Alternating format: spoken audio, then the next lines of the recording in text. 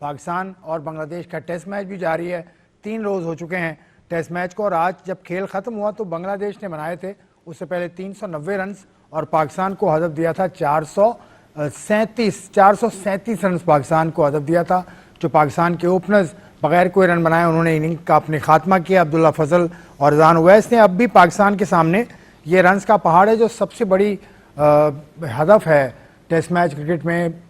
कि आप प्लाज्मा पे आपकी स्क्रीन पर आ रहा है इस वक्त लिटन दास शैंटू की इनिंग। लिटन दास को चांस भी मिले थे, एक चांस उनको मिला था जब उनके 56 रन पर वो खेल रहे थे। उसके अलावा बाबर आजम ने पहली इनिंग में बहुत शानदार बैटिंग का मुजाहरा किया। बाबर के अलावा जो दूसरा नाम है वो बॉलर हैं बेसिकली साजिद।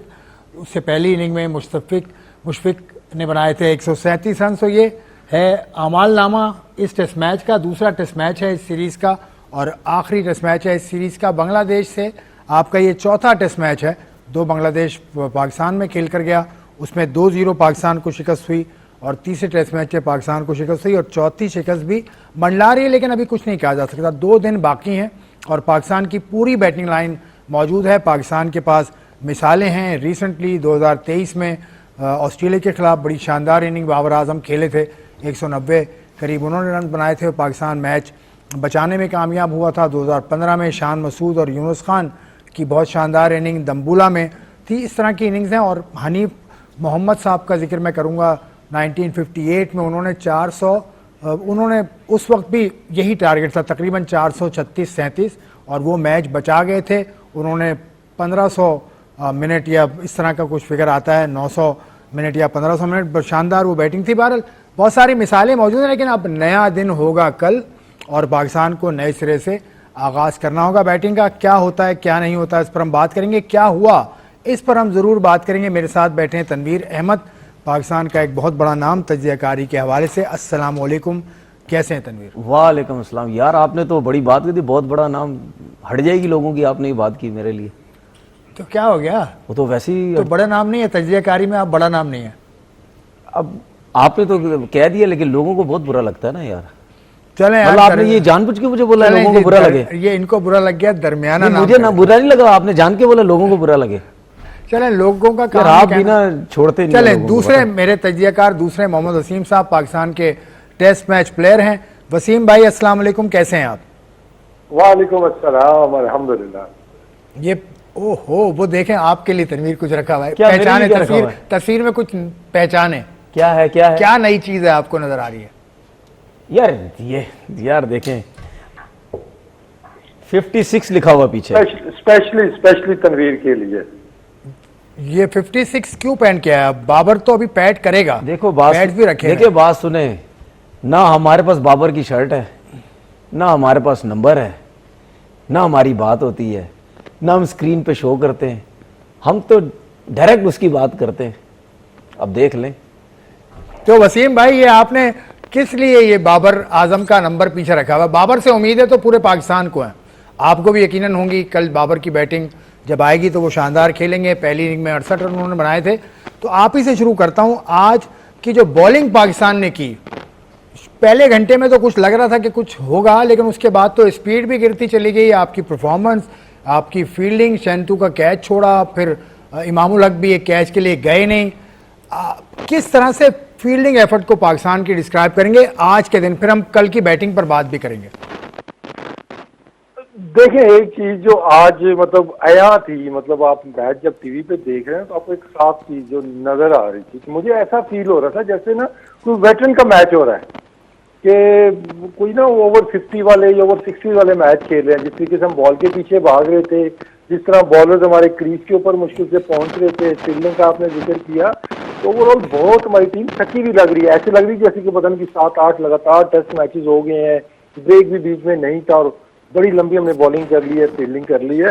तो ओवरऑल तो बड़ी लेथार्जिक एक परफॉर्मेंस भी आपको वैसी नजर आ रही है, लेकिन एटीट्यूड भी आपको वैसे ही नजर आ रहा है।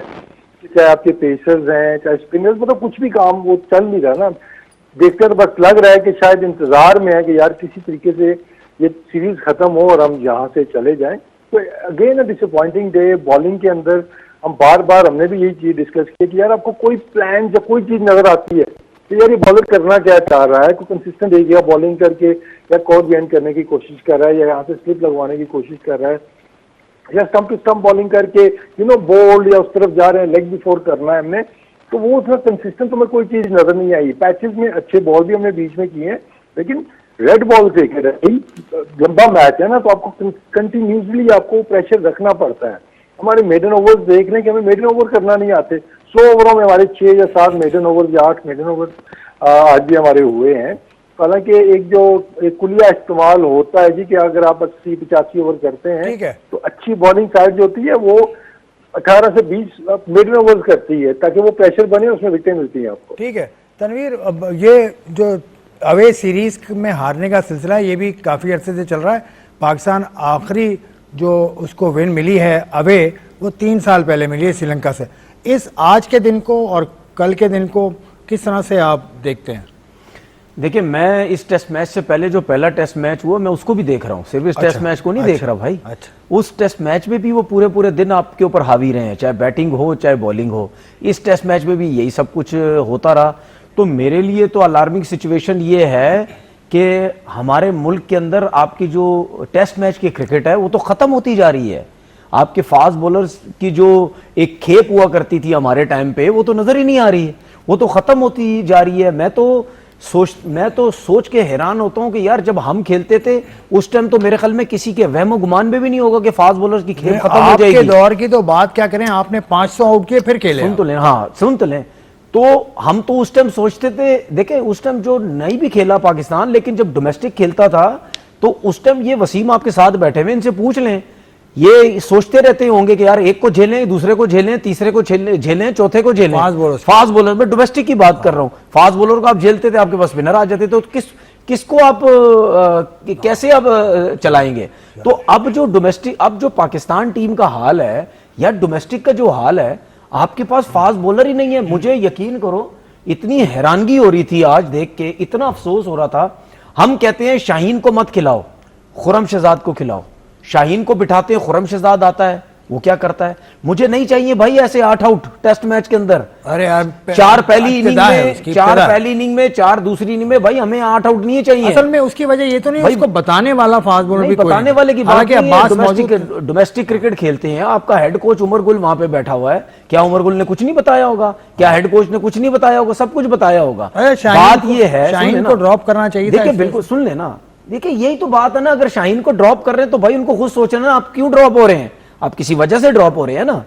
तो जब हम खुरम शहजाद की बात करते रहे कि यार लेके आओ उसको, कुछ करेगा, तो आपकी इंडिविजुअल परफॉर्मेंस, जैसा मैंने अब्बास की बात की थी, 5 आउट किए, तो वो तो बहुत अच्छी है, आपने 8 आउट कर दिए टेस्ट मैच में। लेकिन टीम को आपके 8 आउट से क्या फायदा हो रहा है? उसके बाद अफसोस की बात यह है कि यार आप बाउंसर कर रहे हैं, 4 टप्पों में आपका गेंद जा रहा है, 118, 120, मतलब हमारी फास्ट बॉलिंग 125 से ऊपर जा ही नहीं रही। चलो मैं अब्बास की बात करता हूं, अब्बास का एक्सपीरियंस बहुत है, ठीक है, वो 36 साल के हो गए हैं, आपने 2-3 साल उसके जाया कर दी है। आप पहले लेके आते और क्रिकेट खेलता, पेस भी थोड़ी ज्यादा थी, अब शायद उसकी पेस भी कम हो गई है। वो तो हमें चले एक समझ आती कि यार उसका एक्सपीरियंस बहुत है, हम एकदम से उसके पीछे नहीं पड़ेंगे, ठीक है, ये सिलेक्टर्स की गलती, आप उसको क्यों नहीं लेके आए? लेकिन जो 25 साल, 26 साल, 27 साल, इनका गेम क्यों नहीं पहुंच रहा? दूसरी चीज ये, ठीक है, मुशफिकुर उसने, रफीक ने, क्या नाम है, मुशफिकुर रहीम ने 100 किया, लितन दास ने 100 किया। मैं बिल्कुल ये नहीं कह रहा कि 100 बेकार है, 100 होता है। क्या इन दोनों जो 100 किए हैं, इनको तगड़ी फास्ट बॉलिंग खेलने को मिली? वो तो खत्म हो गया। इनको अच्छे स्पिनर्स खेलने को मिले, ये तो डिबेट जो हमें खेलने को मिल रहे हैं, जो हमारे बैट्समैनों को खेलने को मिल रहे हैं, जो लितन दास को खेल रहे हैं, जो नाहिद राना को खेल रहे हैं, ठीक है, उसके बाद तैजुल इस्लाम है और मेहदी मिराज है, स्पिनर्स में भी ये हाल है। तो क्या उनको ये खेलने को मिल रहा है? मुझे कोई बता दे कि कोई भी बैट्समैन अगर सेट हो गया है, उसके सामने 118, 120 का बॉलर अगर लगा हो। आप पेस की बात करें, नाहिद राना की पेस एवरेज 143, शरफुल की एवरेज 133, तस्कीन की 132, ये टॉप है। आप अपने फास्ट बॉलर को देखें, हसन अली 130, शहजाद आपका 130 से ऊपर कोई नहीं गया, 124, ठीक है, आपका फास्ट बॉलर 130 से ऊपर कोई नहीं गया। मैंने इसीलिए बोला ना, अब अब्बास को तो साइड पे कर देना, बाकी क्या है, बाकियों से गेंद क्यों नहीं हो रहा? आखिरी ओवर देख लें, खुरम शहजाद के, हसन अली के, इनके गेंद नहीं पहुंच रहे यार। तो मैं तो कसम से ये देख के तो बड़ा हैरान हो गया हूं। हमारी क्रिकेट जा कर रही है, ये एक चीज बता दूं आपको, कहां जा रही है आपकी टेस्ट क्रिकेट जो है ना, टेस्ट क्रिकेट ये इतनी नीचे चली गई है। टेस्ट क्रिकेट में जब तक आपके पास फास्ट बॉलर तगड़े नहीं होंगे, मैं मानता हूं ठीक है, नया बॉल के लिए भी चाहिए और 150 वाले भी चाहिए। वसीम भाई, आपकी टेस्ट क्रिकेट उठने के लिए 5 साल चाहिए, 5 साल। डोमेस्टिक क्रिकेट में करीब आपको भी काफी अरसा हो चुका है, एक टीम के आप कोच हैं, हेड कोच पीटीवी के। आप क्या समझते हैं ये जो बॉलर्स पिक किए, ये बेस्ट फास्ट बॉलर हैं डोमेस्टिक के, या और किसी को छोड़ दिया? देखिए, बेस्ट बॉलर आपने पिक किए होते तो शायद आपको रिजल्ट भी डिफरेंट वो नजर आते। मतलब मैं ये क्लेम कर सकता हूँ मेरे ख्याल में अभी करंट परफॉर्मेंस देख के ना, कि अभी आप एक डोमेस्टिक की तगड़ी टीम बनाए ना अगर हमारी, और इस पाकिस्तान टीम से अगर वो खेले तो मेरे ख्याल में वो हरा देगी इस पाकिस्तान टीम को आपकी। आप डोमेस्टिक के जितने बाकी जो परफॉर्मर्स हैं, बॉलर भी आप वहां से लें, पूरी एक टीम बनाए तो वो इस टीम को कम्पीट कर सकती है आपकी। तो ये नहीं है कि बॉलर नहीं है, बॉलर हैं। अब उसमें जो इश्यूज आ रहे हैं कि वो ज्यादा नहीं खेल रहे, कुछ इंजर्ड हो रहे हैं, कुछ जो है डोमेस्टिक खेल नहीं रहे हैं। अभी हम इतने दिनों से हम क्या एक बहस कर रहे थे कि यार इन लड़कों को डोमेस्टिक खेलनी चाहिए, इनको रेड बॉल खेलनी चाहिए ताकि इनका व्हाइट बॉल में भी अच्छे हो जाएंगे, टेस्ट मैचेस में भी अच्छे हो जाएंगे। अभी आपकी ग्रेड 2 शुरू हुई और उसमें कुछ नाम नजर आए, मैंने कहा यार अच्छी चीज है, चलो ये लड़के खेल रहे हैं, लेकिन आपने फिर इनको कैंप की वजह से आपने खुद उनको निकाल लिया। कल हम बैठे फिर ये बात कर रहे होंगे यार ये लड़के हमारे रेड बॉल नहीं खेलते, डोमेस्टिक नहीं खेलते। ये तो ग्रेड 2 है, इंप्रूव करेंगे सर, ये तो ग्रेड 2 है। पिछला ग्रेड 1 जो डिपार्टमेंट का हुआ था उसके एक राउंड के बाद अच्छे खासे लड़के वो स्ट्राइक कैंप में चले गए थे। फिर हफीज ने भी इतराज किया था, पीटीवी के भी 2 लड़के गए थे, मुझे नाम इस वक्त याद नहीं। से सारे क्रिस गेल निकले थे जी। तो वो ये तो होता चला आ रहा है वसीम भाई। तो ये फिर सिस्टम भी है ना, सिर्फ प्लेयर्स को हम नहीं ब्लेम कर सकते ना इसमें। देखें कि अगर उनको मौका मिला है, अगर आरिस लोग खेल रहा है जाके, तो यार खेलने देना उसको। अभी टेस्ट मैचों में आपके सामने शॉर्टेज है, आपके पास स्पेस वाले बॉलर्स नहीं है। अगर एक मौका मिला हुआ है, लेट देम प्ले। कैंप की प्रिपरेशन के बाद की परफॉर्मेंस हम पिछले 3 साल से देख रहे हैं। पहले राउंड में हम बाहर हो रहे हैं, हम छोटी छोटी टीमों से हार रहे हैं, ये कैंप की प्रिपरेशन की वजह से। अभी रेड कवल का भी कैंप लगाया था ना हमने, तो वो कैंप के बाद परफॉर्मेंस आपके सामने है। तो आई थिंक कि हमें चीजों को ना सिस्टमैटिकली बेहतर करना होगा। कि अब मेजर डिफरेंस ही आपको जो नजर आ रहा है, जो मैंने पहले बात की है, कि रेड बॉल की फिटनेस ही नहीं है हमारी। एक सेशन से हम दूसरे सेशन में जाके वो एनर्जी हमारी नहीं रहती है, दिन डे बाय डे तो वो दूर की बात है। तो फिटनेस में हम बहुत पीछे है, हमारी ये टीम जो भी ये खेल रही है, चाहे वो पुराने लड़के हैं, इवन नए लड़के भी उसमें आ जाते हैं। आपने जो डाले हुए हैं ना, फिटनेस अगर हम देखते हैं उनकी, आप उससे क्वेश्चन मार्क उठाते हैं कि भाई जैसे भी तनवीर ने कहा है कि खुरम शहजाद तो यंग है ना अभी आपका, वो मुश्किल से क्रीज के ऊपर पहुंच रहा है। हाँ, वो इंजरी प्रोन है, तो फिर अगर वो इंजर्ड है तो उसको लेके जाने का फायदा क्या आपका? क्यों लेके गया आप? फिट प्लेयर को आप लेके जाते। इसी तरह जो बाकी प्लेयर्स हैं आपके, वो भी नजर ही नहीं आ रहा कि ये 5 दिन ग्राउंड में रह सकते हैं। वो तो आधे दिन के बाद वो रह जाते हैं और फिर वो चीज बैटिंग में भी आपको नजर आ रही है। तो ओवरऑल तो हम फिटनेस पे पीछे हैं, स्किल तो दूर की बात है। तो ऐसी सिलसिला चलता गया ना, कभी तनवीर ने कहा कि हमारी रेड बॉल रह जाएगी, व्हाइट बॉल में कौन सा हम वर्ल्ड चैंपियन बने हुए हैं। वसीम भाई, आपने भी फर्स्ट क्लास के, आप तो कोच हैं, तनवीर भी ग्राउंड पे जाते थे, मैं भी जाता था। तो मुझे तो जो 3-4 फास्ट बॉलर नजर आए, वो उन पर आप रोशनी डाल देगा। शाहिद अजीज है, न्याज है, साकिब है, इस्माइल है, ये इन फास्ट बॉलर्स को तो मैंने देखा था। तो तनवीर, आपने भी देखा, बॉलर्स तो हैं, लेकिन वो न्याज वगैरह तो ये तो 40-40 यार मेरी बात सुने, सबकी नजर में बॉलर हैं। हाँ। लेकिन सबकी नजर में बॉलर एक सीजन में कुछ कर देता है, वो है। हाँ। मेरी नजर में बॉलर एक सीजन में नहीं है। अगर एक सीजन में एक बॉलर 8 मैचेस में या 10 मैचेस में कोई जो है वो 40, 50, 45 आउट करता है, तो मैं जो हूं उसको वो नहीं करूंगा कि यार इसको पाकिस्तान की लाइन में लेके चला जाऊं। मैं बोलूंगा कि भाई आप जो हैं नजर आ गए हो मुझे, अब मैं आपको पूरा सीजन देखूंगा, पूरे सीजन में, अगले पूरे सीजन देखूंगा कि आपने ये तुक्के में आउट किए हैं, 8 मैचेस में 50 तुक्के में आउट किए हैं, या अगले सीजन वाकई आप में क्वालिटी है। क्योंकि जब आप अगले सीजन खेलते हैं तो आपके ऊपर वर्किंग होती है। ठीक है, बैटिंग में अगर 1200 रन करो वो भी वर्किंग होती है, बॉलिंग में 50 आउट करो वो भी वर्किंग होती है। छोटा सा सवाल, अली रजा के बारे में बहुत बात हो रही है कि बड़ा तीखा फास्ट बॉलर है, 2 सीजन भी खेल लिया, IPSL भी खेल लिया, उसको खिला देना चाहिए था। 22 फर्स्ट क्लास 6 मैचेस खेले। हाँ, 6 मैचेस खेले। तो कितने, 2 सीजन में 6 मैच होते हैं?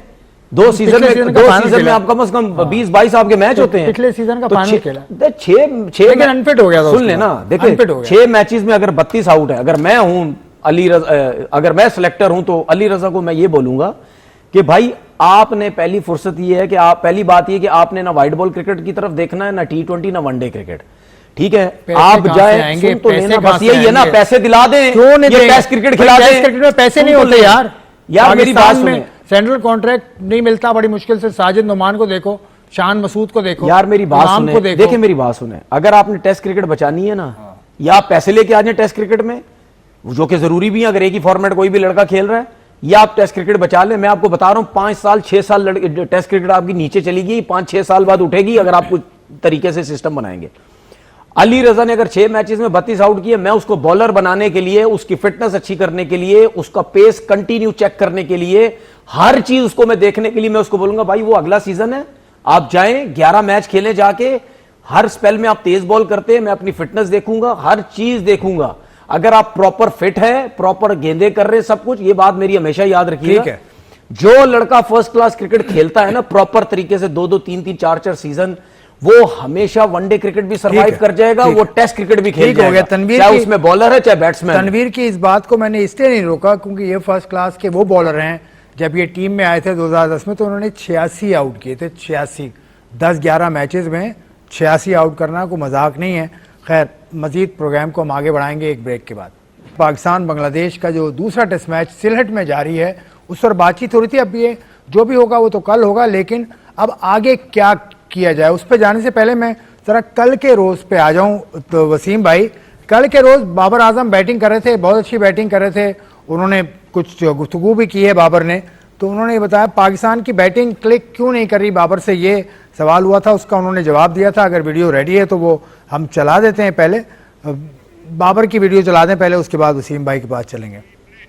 बाबर ने बातें बड़ी अच्छी की, लेकिन ये ट्रांसलेट नहीं हो पा रही है बातें। वसीम भाई, बाबर की गुफ्तगू आपने सुनी, उसने कहा कि पार्टनरशिप होनी चाहिए। जब ये आउट हो गए, सलमान अली आगा आउट हो गए, तो मुझे लगता है कि मैच का टर्निंग पॉइंट यही था।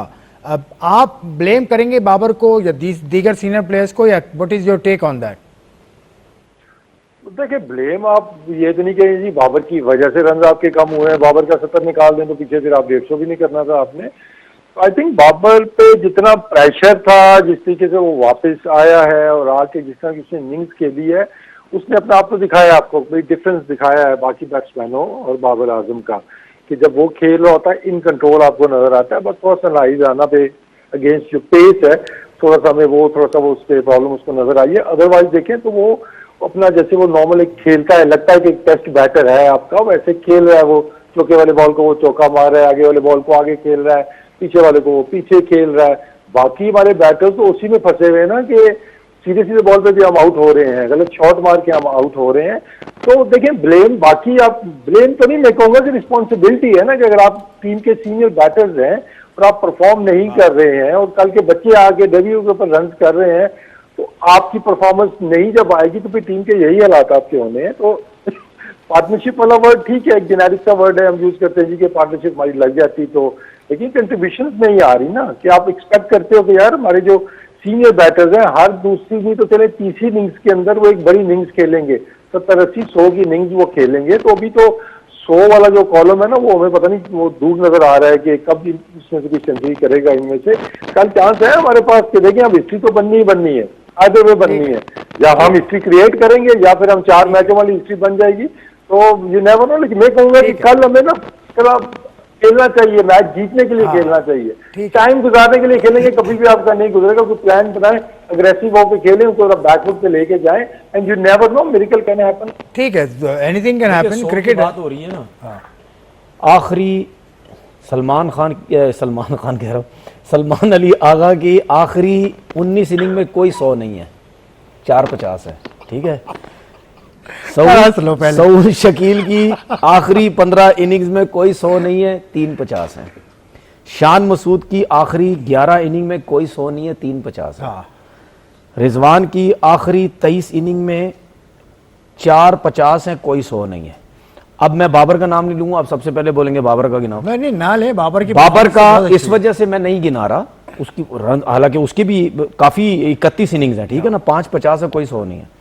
देखो बाबर को मैं इस वजह से कुछ नहीं कह रहा क्योंकि बाबर है ही टोटल आउट ऑफ फॉर्म था, लेकिन ये जो 4 प्लेयर हैं ये आउट ऑफ फॉर्म नहीं थे, इनकी तरफ किसी का ध्यान ही नहीं था, सब लगे रहे बाबर बाबर बाबर बाबर बाबर।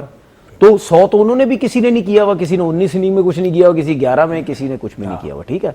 ये जरूर मैं मानता हूं लास्ट टेस्ट मैच 11 प्लेयरों का था लोगों की नजर में, एजेंडा लोगों की नजर में। ये टेस्ट मैच सिर्फ बाबर और एजेंडा लोग है बस, 11 बाकी 10 भूल जाएंगे। कल ठीक है, पिछले टेस्ट में वो थे नहीं। बिल्कुल बिल्कुल, पिछले टेस्ट में वो नहीं थे। व्यूज बनने हैं अभी, लोगों की तो मजे, ये तो चाहते हैं खेले किसी तरीके से, कुछ ना करे तो हमारे व्यूज बने।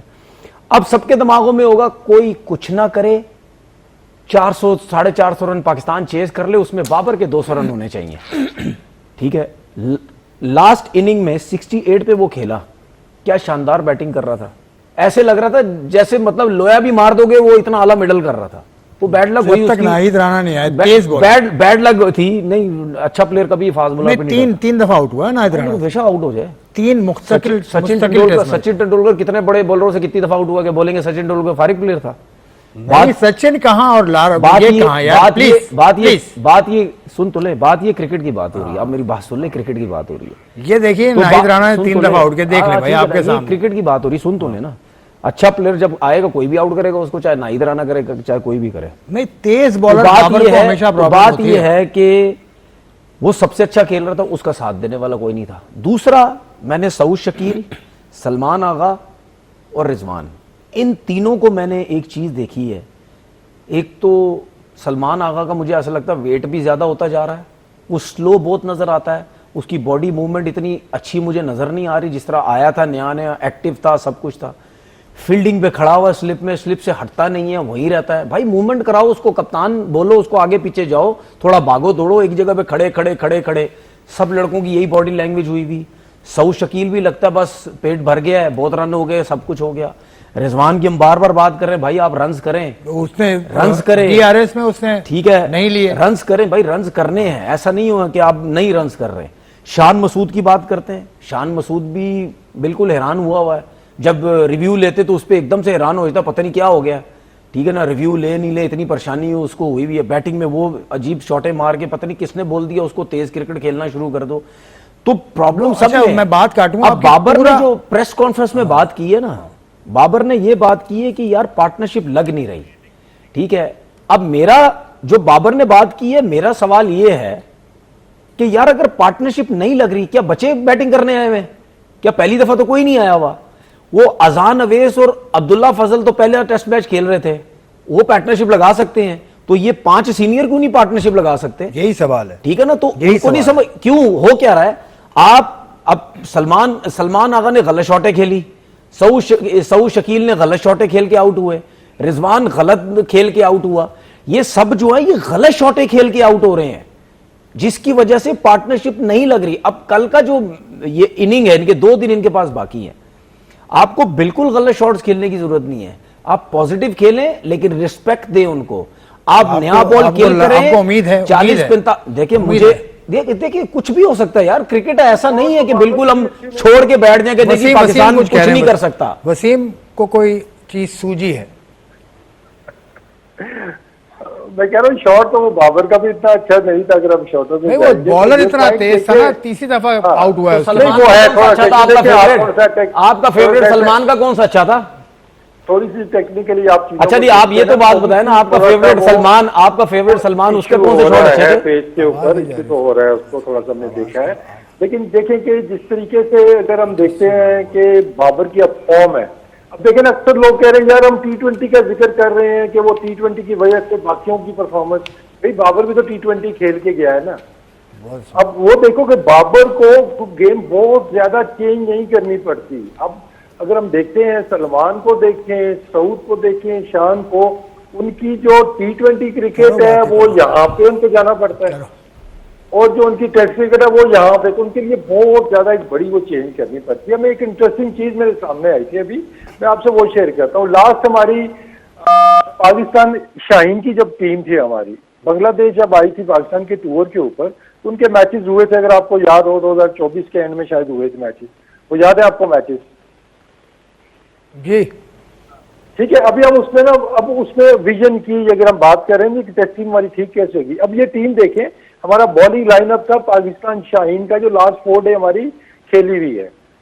नया बॉल गुलाम मुदस्सर, साथ में है नियाज खान, उसके बाद है अबरार अहमद, फिर है मेहरान मुमताज, फिर है कासिम अकरम, फिर है कामरान गुलाम। ये हमारी बॉलिंग थी। बैटिंग में अली जरियाब ने ओपन किया 117 नॉट आउट, कामरान गुलाम, फिर साद खान, फिर शरून सराज, फिर कासिम अकरम। वो ये लड़के कहाँ गए सारे? यही सिलेक्शन कमेटी थी ना, यही सिलेक्शन कमेटी है। उस टाइम पे वो उनको नजर आते हैं कि शाहीन के लिए ये इनमें से कुछ शायद टेस्ट भी खेले, और उसके बाद दोबारा टेस्ट टीम बनती है, हम फिर से नए लड़कों की तरफ चले जाते हैं, एकदम से हमारा बॉलिंग लाइनअप चेंज हो जाता है। तो फिर कैसे हम आगे कैसे बढ़ेंगे? सिलेक्शन कमेटी चेंज होगी ना, सिलेक्शन कमेटी भी एक नहीं रहती। मुझे एक चीज बताएं, कोच तीसरा कोच है आपका। मुझे एक चीज बताएं, भी आखिर जा रहे थे, सुने ना जी, कोई चेंज नहीं थी उस टाइम भी। सरफराज भी मिसबाह सरफराज आ गए ना अब। अच्छा क्रिकेट बोर्ड के अंदर उस टाइम के भी थे मेरे ख्याल। मुझे एक बात बताए, अभी थोड़े कुछ अरसा ही हुआ ना, बल्कि अरसा के थोड़े दिन ही हुए हैं। सरफराज अहमद तो कीपर थे इस मैच के अंदर। अच्छा, थोड़े से सुने ना, अभी थोड़े से दिन हुए हैं। अभी इन्होंने, वसीम ने एक बात ये बोली कि जी बाबर आजम जो है वो मैनेज कर लेता है, T20 में भी फॉर्म थी तो टेस्ट में भी मैनेज करेगा सब कुछ। प्लेयर है, ठीक है ना, प्रॉपर प्लेयर है। ठीक है, तो फिर सलमान आगा, फिर सलमान आगा बाबर के मुकाबले का प्लेयर नहीं तो फिर इसका मतलब ये है कि हमने बाबर के मुकाबले हमने इसका मतलब इसका वो तो छोड़े ना, वो तो किंग है ना। किंग आप कहते हैं यार, किंग वो उसने खुद कहा कि मुझे किंग ना कहो। कराची में उसने कहा ये मत कहो यार, सुन तो ले मेरी बात, किंग ना बनाओ। अब आपके पास 2 सवाल हम ना करें, बात आगे नहीं यार, किंग क्यों कहते हो? बात आगे चलने दे। अब आपके पास बात खत्म हो गई है। बाबर साहब हमने कहते हैं आपके पास, अब आपका बस यही काम है, 2 जवाब सवाल आपको पता है जब कब से आप यही काम कर रहे हैं। अच्छा सुने ना, बात ये है कि सलमान आगा को आपने टेस्ट से जो T20 का कप्तान बना दिया और वहां पे जाके उसका सारा गेम खराब करवा दिया आपने, उसकी वजह से वो दोबारा से सेटल ही नहीं हो पा रहा। ठीक है, अगर नहीं सेटल हो पा रहा तो उसकी अपनी भी गलती है, जो कि मैं मानता हूं 100,000% कोचिज की गलती है। लेकिन आपने जब इतनी क्रिकेट खेली है तो आप भी सेटल कर सकते हैं। लेकिन सऊद शकील तो कहीं नहीं खेला, पाकिस्तान नहीं खेला, लेकिन वो PSL में T20 में ओपन जाके इन सब ने अपनी बैटिंग खराब कर दी है T20 के चक्कर में। और बहुत कम दुनिया में ऐसे प्लेयर होते हैं, स्पेशली बैट्समैन, जो तीनों फॉर्मेट खेलते हैं। इजी काम नहीं है तीनों फॉर्मेट खेलना भाई, या आप 2 फॉर्मेट खेल रहे होंगे या आप 1 फॉर्मेट खेल रहे होंगे। बहुत कम प्लेयर होते हैं जो बैट्समैन जो तीनों फॉर्मेट खेलते हैं। इनको मैं अभी भी मैसेज दे रहा हूं, सऊद शकील और सलमान को, कि भाई T20 क्रिकेट से आप दूर हो जाएं, आप सिर्फ वनडे क्रिकेट खेलें और टेस्ट क्रिकेट खेलें। ठीक है, ये जितने भी प्लेयर इस वक्त पाकिस्तान टीम के अंदर है भाई, इनकी परफॉर्मेंसेज हैं। ये जब आए थे 60-60, 50-50, 65-65 की एवरेज से ये क्रिकेट खेलते रहे हैं भाई। इनकी सेंचुरीज भी हैं, इनकी 50s भी हैं। तो एकदम से क्या हुआ है आप लोगों की बैटिंग कहां चलेगी?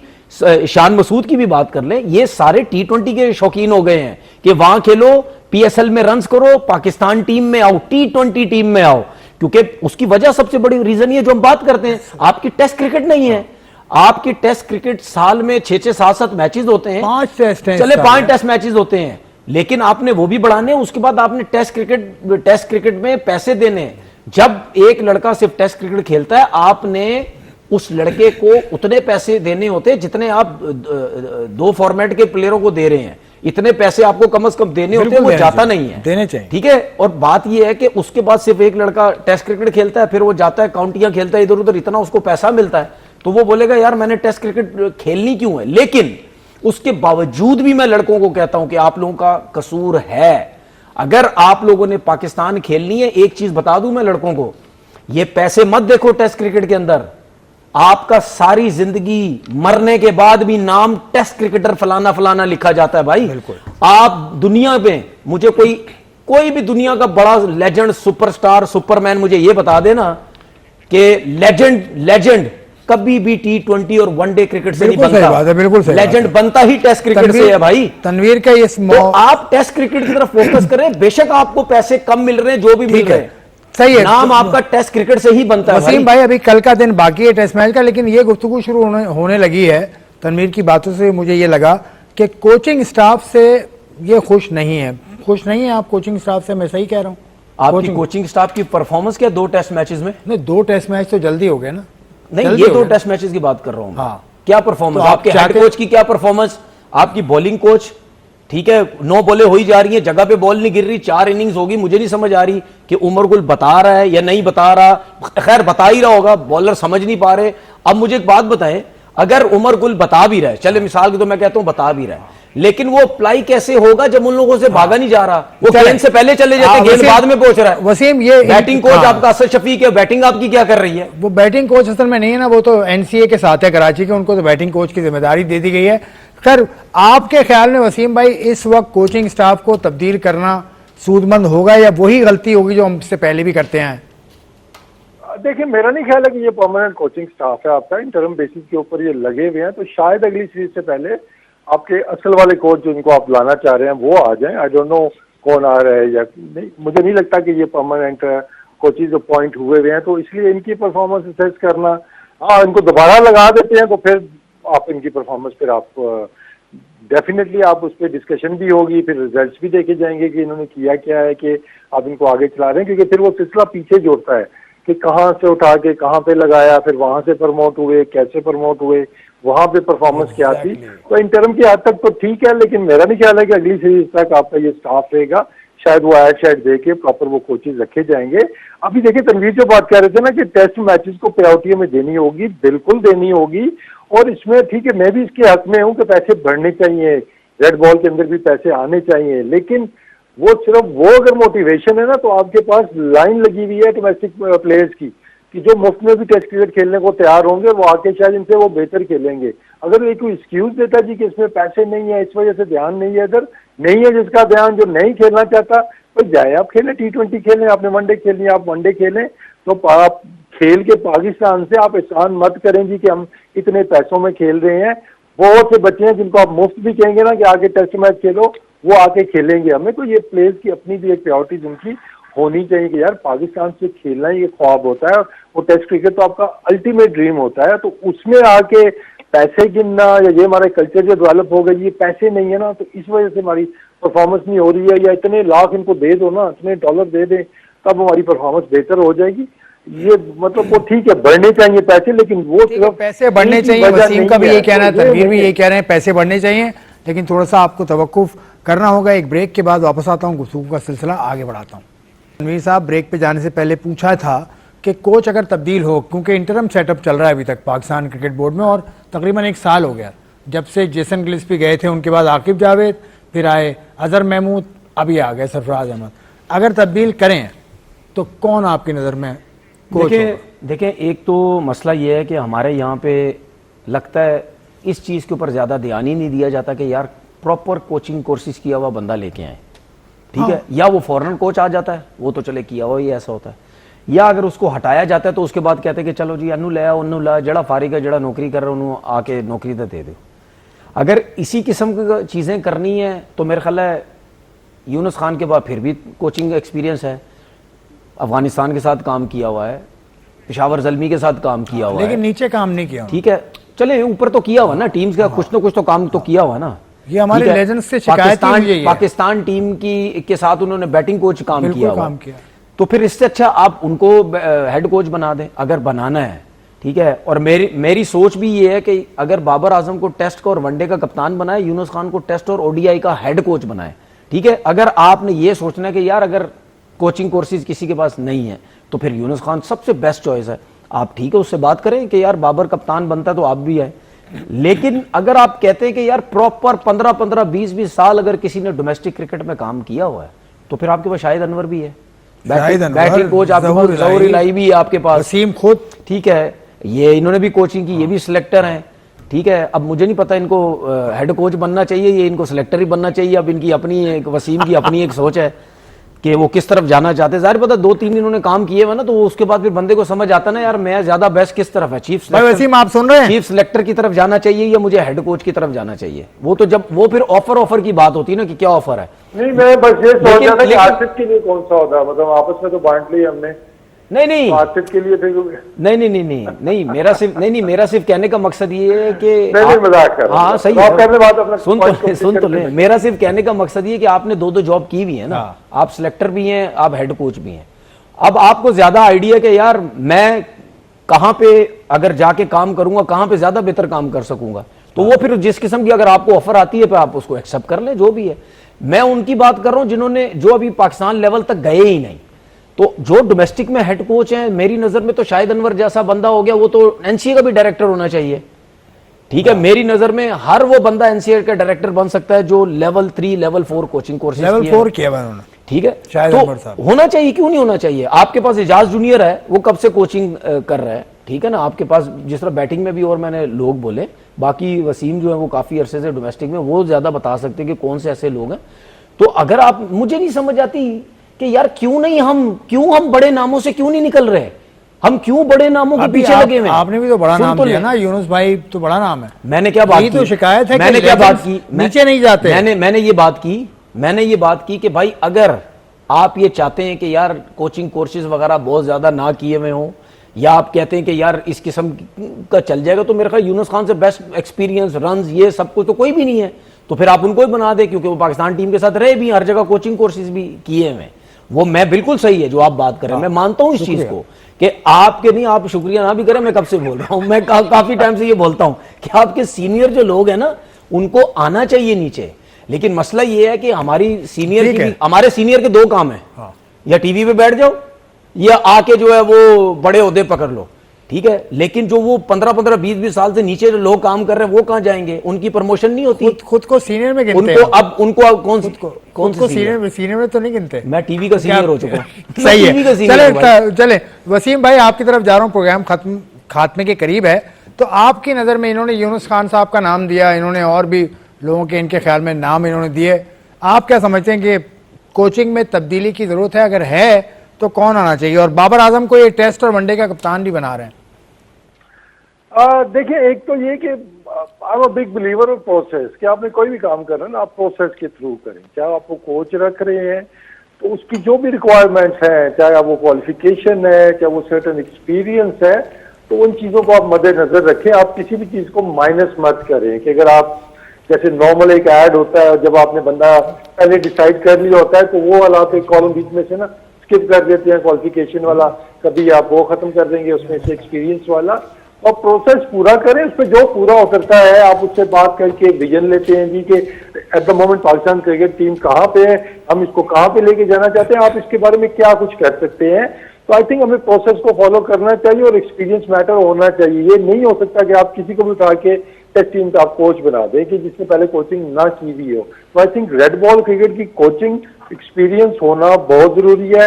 इसी तरह हेड कोच लगाना है तो उसका हेड कोच का एक्सपीरियंस होना बहुत जरूरी है। अच्छा, अगर बैटिंग कोच लगाना है तो बैटिंग कोच का एक्सपीरियंस होना बहुत जरूरी है उसके लिए। तो आई थिंक ये प्रोसेस हमें फॉलो करनी चाहिए। तो असद शफीक का कोई कप्तानी की बात है तो हेड कोच के पास ये इख्तियार भी होना चाहिए कि भाई आप आए तो आप अपनी टीम अच्छा, एक सवाल है मेरा, कोच को, कैप्टन कौन, वसीम भाई आपका सवाल है, किसको बनाएंगे। मेरा एक सवाल, आप देखें बिल्कुल सही बात हो रही है कि कोचिंग का एक्सपीरियंस होना चाहिए, लेकिन मेरा एक सवाल ये है कि जिस तरह यूनुस खान, उन्होंने पाकिस्तान टीम की कोचिंग भी की, बैटिंग कोच भी आए, फिर मेंटोरशिप भी की इन्होंने, इनकी क्या नाम है, अफगानिस्तान की, फिर पीएसएल में भी टीम में फ्रेंचाइज के साथ रहे, पेशावर के साथ।